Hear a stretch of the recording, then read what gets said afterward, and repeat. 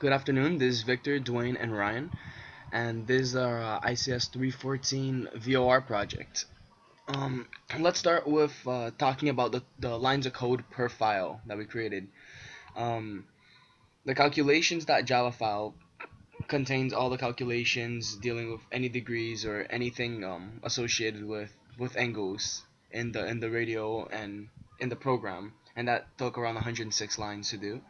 The radio.java file took around 73 lines. The test cases.java, which is pretty much the test we did to ensure that the program is reliable, was 73 lines long.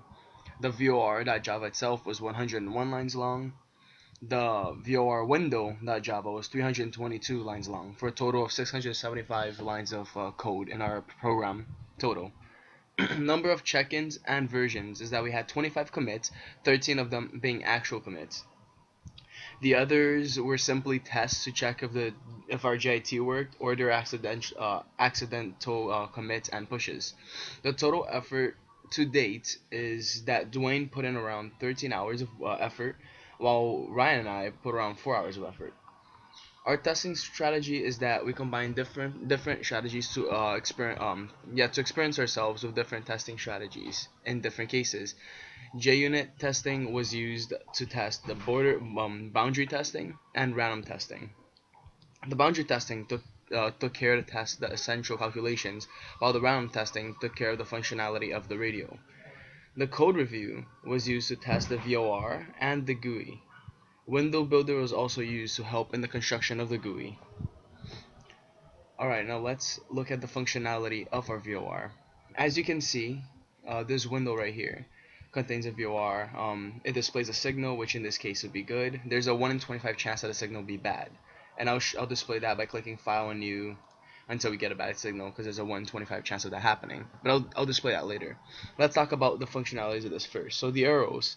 The single arrows display -1 or +1. The double arrows are +5, -5. Any arrows to the left will be the minuses. So single left is -1, single right left is double left is -5, single right is +1, double right is +5. As you can see, as you increment it, the line does draw closer to the radio, and also as you decrement it, it'll draw closer to that radio. And I also want to show that the radio intersection, so in this case it's 84, it's randomized. So every time you go to file and you create a new one, in this case it's 84, right? If you create a new one, now it will be 10, for example. And if you go up to 85, it won't intersect the radius. See? So it is random. Another thing to also display is that the signal is a 125 of it being bad. See, so far it's good. Let's keep creating new files until we get a bad signal. Okay, it's taking a while. Alright, sorry about that. It's a 1 in 25, so it could be a bit of a while. Not getting lucky, are we? Sorry. Okay, there we go. So now we got a bad signal. And if you adjust, of course, a bad signal will stay bad. Whoops. Even as the needle moves. Alright, let's show the actual code itself. So the vor window was responsible for that entire frame, and that's where the where all of the GUI stuff came from, was from this file right here. The vor.java was in charge of setting up the signal and all those things, creating the radio itself, and all, and all those things that were created to be used in the GUI. Calculations dealt with any angle sort of thing, so it also dealt with resetting the angle. So if you either drop below 0 or above 360, it'll loop around. So 360 plus 5 will become 5 rather than 365.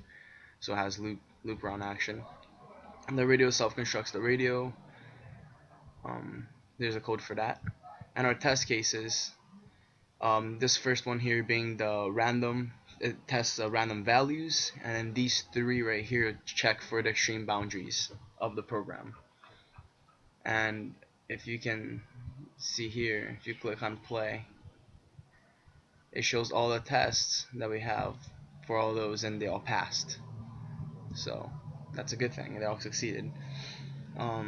And I wanted to finish off of this test cases because this shows that our program really does work, and it's tested every single it's tested fairly vigorously. All of the extremes and also random values were tested, and they all pass um, every time it's run. So therefore, we can say that our program is safe for usage. And thank you for your time, and have a good day.